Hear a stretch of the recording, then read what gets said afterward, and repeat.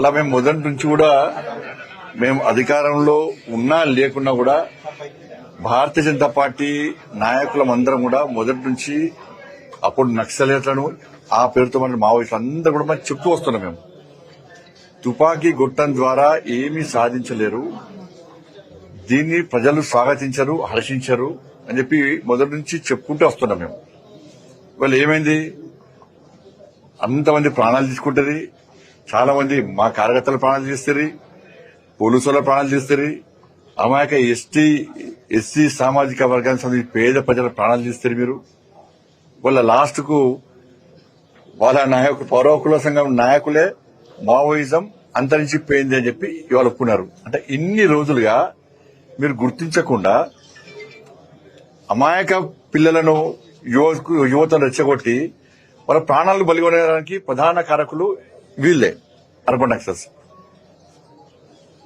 ఇవాళ దానికి ఏం కారణం చెప్తారు మీరు, ఏం సమాధానం చెప్తారు?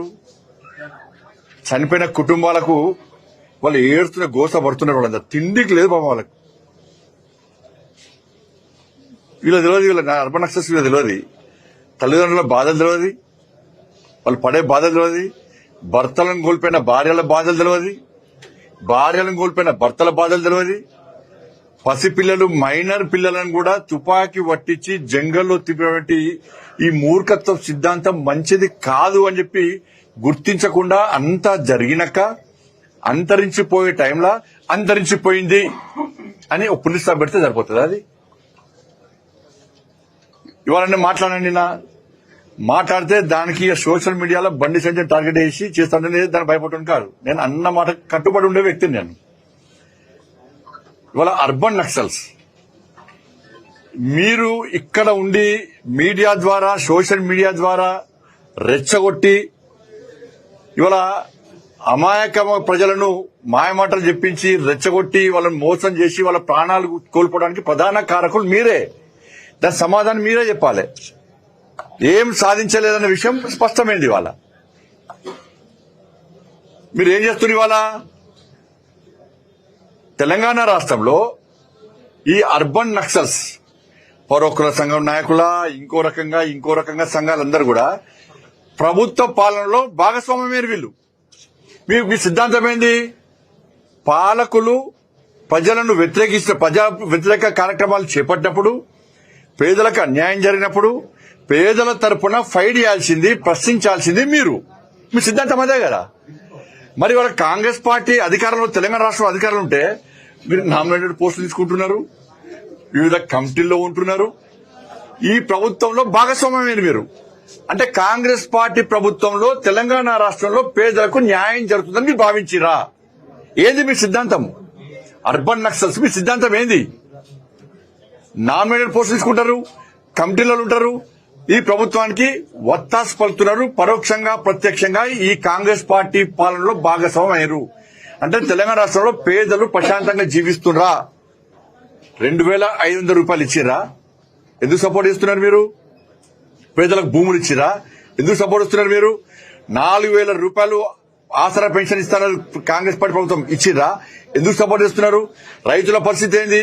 ఉద్యోగస్తుల పరిస్థితి ఏంది? మహిళల పరిస్థితి ఏంది? విద్యార్థుల పరిస్థితి ఏంది? నిరుద్యోగుల పరిస్థితి ఏంది? రిటైర్మెంట్ అయినటువంటి ఆ ఉద్యోగస్తుల పరిస్థితి ఏంది? ఇవన్నీ హామీలు ఇచ్చి మోసం చేసిన కాంగ్రెస్ పార్టీ పాలనలో మీ భాగస్వామ్యం అయితే మీ స్వార్థ రాజకీయాలంతా బయటపడుతుంది. అందుకేనన్నా అర్బన్ నక్సల్ స్వార్థపరులు ఏసీ రూమ్ లో పరిమితమైనరు, వాళ్ళు అధికారాన్ని చెలాయిస్తున్నారు. కానీ జంగల్లో ఉన్నటువంటి పాపం మావోయిస్టులు అమాయక ప్రజలను, మైనర్ పిల్లలకు చేతులకు తుపాకులు ఇచ్చి వాళ్ళ ప్రాణాలు బలిగొనే స్థాయికి వచ్చే మీది ఏం సిద్ధాంతం ఇది?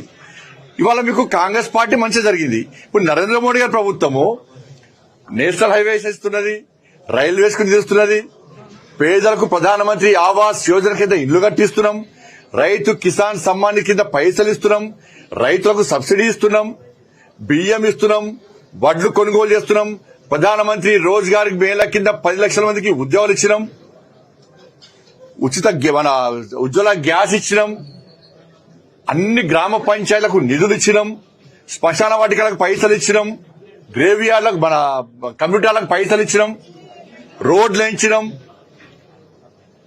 ఇన్ని పైసలు ఇచ్చినాం.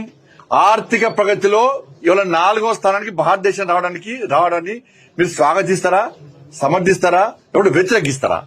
ప్రపంచంలో భారతీయుడు తలెత్తుకొని తిరిగే పరిస్థితి వచ్చింది. ఇతర దేశాల నుంచి అధినేతలే వాళ్ళ సాష్టాంగ ప్రణాళిక చేసే స్థాయికి వచ్చిందంటే అవి మీకు కనబడతలేవు. నరేంద్ర మోడీ గారు పేదల ప్రజలకు ఇచ్చే సంక్షేమ పథకాలు మీకు కనబడతలేవు. తెలంగాణలో కాంగ్రెస్ ప్రభుత్వం మాత్రం ఇచ్చిన హామీలు తుంగలో దొక్కి ప్రజలను మోసం చేస్తే వాటిని స్వాగతిస్తారు. ఇది మీ సిద్ధాంతం. మీకు నామినేట్ పోస్టులు కావాలి, మీకు పైసలు కావాలి, కమిటీలలో మీకు పేరు రావాలి, మీకు అవి రావాలి. ఇదేనా మీ సిద్ధాంతం? కాబట్టి అందుకే నేను జంగల్లో ఉన్న మావోయిస్టులకు నేను అప్పీల్ చేస్తున్నా. అర్బన్ నక్సల్స్ మాట వినకండి. వాళ్ళు జల్సాలు చేస్తున్నారు, అధికారాన్ని చెలాయిస్తున్నారు. మరి మీరు అనుకున్న సాధించినట్టేనా? మీరు అనుకున్న సాధించే ఇవాళ మీరు పోస్టులు పాలనలో ఇవాళ భాగస్వామ్యమైన పాలకులలో ఈ కాంగ్రెస్ పార్టీ పాలనలో దాని గురించి ఆలోచించాలి. మళ్లీ అప్పీల్ చేస్తున్నా, మావోయిస్టు వాళ్ళను అంతం చేయడమే ఇలా కేంద్ర ప్రభుత్వం యొక్క లక్ష్యం. అమిత్ షా గారు ఒక మాట ఇచ్చిందంటే, ఒక మాట అన్నాడంటే దానికి కమిట్ అయి ఉంటాడు. ఎట్టి పరిస్థితిలో వెనుకడు పోయే ప్రసక్తి లేదు. అనవసరంగా ప్రాణాలు తీసుకోకండి. వెంటనే జంగల్ విడిచి, తుపాకులు విడిచి రండి, లొంగిపోండి. ఇలా మిమ్మల్ని అన్ని రకాలుగా చూసుకునే బాధ్యత మాది. ఇంతమంది లొంగిపోయిన వాళ్ళందరూ కూడా చాలా బ్రహ్మాండంగా చూసుకుంటున్నారు. వాళ్ళు వాళ్ళ కుటుంబ సభ్యులతో మంచి జీవితాలు గడుపుతున్నారు. వాళ్ళకి అనుకున్న విధంగా వాళ్ళ ఆలోచనకు అనుగుణంగా ప్రభుత్వాలు సహకరిస్తున్నాయి. కేంద్ర ప్రభుత్వం కూడా సహకరిస్తున్నది, ఎక్కడ ఇబ్బంది లేకుండా. కాబట్టి అమాయకంగా మీరు ప్రాణాలు తీసుకోవద్దని చెప్పి నేను అప్పీల్ చేస్తాను. ఇవాళ నక్సలిజాన్ని, మావోయిజాన్ని ఎవరు సమర్థించినా వాళ్ళు కూడా నేరస్తులే. స్టెప్ బై స్టెప్ అందరి మీద చర్యలు తప్పవు. నేరం చేసిన వాడు తుపాకీ చేతిలో పట్టుకొని తిరగడం సమర్థనీయమంటే అది వాళ్ళ విజ్ఞతగా వదిలేస్తున్నాం. ఇలా మావోయిస్టులే తుపాకీలు వదిలేసి వస్తుంటే మీరు పట్టణాల్లో, నగరాల్లో ఉండి ఏసీ నుండి కార్లు తిరుగుతూ మీరు మావోయిజం మంచిది, ఇంకా తుపాకీలు పట్టుకొని పోండి, తుపాకీలు పట్టుకొని పోలీసు వాళ్ళని కాల్ చేయండి, బీజేపీ కార్యకర్తలను కాల్ చేయండి, ఎస్సీ ఎస్టీ పేద వర్గానికి సంబంధించిన కాల్ చేయండి, ఎవరు వ్యతిరేకిస్తే వాళ్ళని కాల్ చేయండి అంటే ఇది కరెక్టా? వాళ్ళ విజ్ఞతగా వదిలేస్తున్నాను. Thank you.